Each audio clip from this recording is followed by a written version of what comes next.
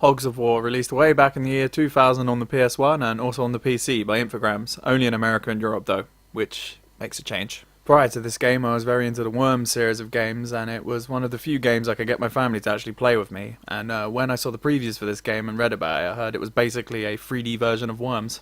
I got incredibly excited for it, and in the end I did end up playing this game quite a lot with my family. But another extremely big reason I was excited for this game was because one of my favourite comedians of all time, Mcaulay, would be doing the voices. Growing up, my mum and dad would let me watch Young Ones and Bottom with them, and I loved it, so when I heard that he was going to be in the game, I got pumped. And he definitely helps nail home the English feel of this game. It has that classic English sense of humour.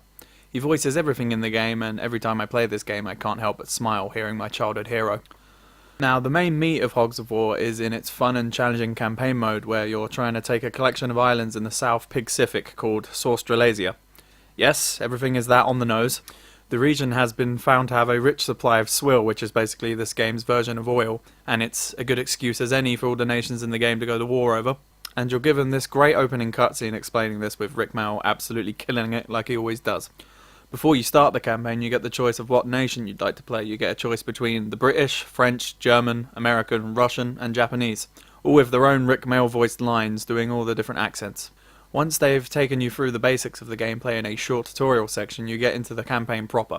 You have to fight your way through the 5 islands of Australasia. Each island has 5 maps for you to work your way through, apart from the last island, which has a little bit more. Every battle works in generally the same way. Both teams of pigs take turns in blowing each other up until there's one team left standing. You take control of one pig at a time, and you use all the different weapons at your disposal to take the enemy down. Your turn can be ended if you accidentally hurt yourself, which is easily done with all the minefields about, and even just going in the water slowly kills you every second you're in contact with it. Now, while Hogs of War does take quite a lot of cues from Worms, putting everything into 3D definitely changes things up. All the weapons in the game either have a power meter where you have to judge the amount of power you're going to need to make a shot, or, as with most of the guns in the game, you enter a first person mode where you have to aim at your target with the crosshairs. I do feel that this aiming really hasn't stood up to the test of time, as it feels quite clunky, but after a bit of practice you can get used to it.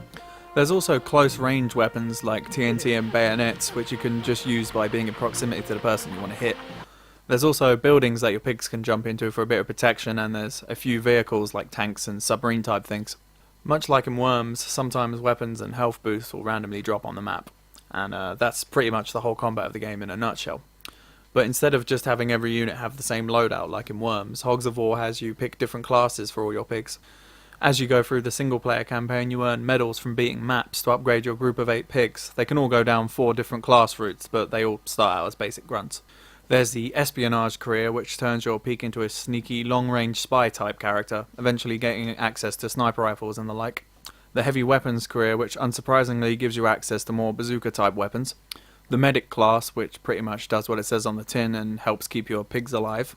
And finally there's the engineer class that gives you access to TNT and different types of grenades. You're obviously going to need a good variety and balance in your squad, but in the end, after 3 promotions in one class, all units end up becoming elite pigs, which basically gives you the best of everything. You can get a further 3 promotions in this class: the Commando, Hero, and then finally the Legend. If one of your pigs dies in battle, they'll be back for the next battle, but if you lose 3, one pig will be permanently lost, and if you lose 4 pigs in one battle, you'll permanently lose 2 pigs. Each map in the game gets more and more challenging as you go, and in the later levels of the game it can become extremely difficult, but that's part of the charm and fun of the game. Maybe on a certain campaign run you don't upgrade the right pigs or lose too many pigs along the way, and it's basically impossible to complete, so you start again. That's why I can still come back to this game now in a way, because it's hard as nails and every campaign can be different. But one of the massive strengths of the game definitely comes in its very fun multiplayer mode. Much like the game, it's heavily aping Worms. I can still come back to this and have a few rounds of this game with friends. You're certainly guaranteed a good time every time. This game certainly isn't perfect. It definitely has some issues that might put off people who didn't grow up with it and can't look past those rough edges with nostalgia goggles. The aiming on the first person mode is definitely not the best. The graphics do leave quite a lot to be desired, but for the time they're pretty good. And I do quite enjoy how all the pigs are animated, like when they're patiently waiting to get shot by the enemy, they quiver with fear as you go near them. It's little touches like this that really give it a nice bit of cartoony charm, and having the late great Rick Mail on board certainly helps a great deal.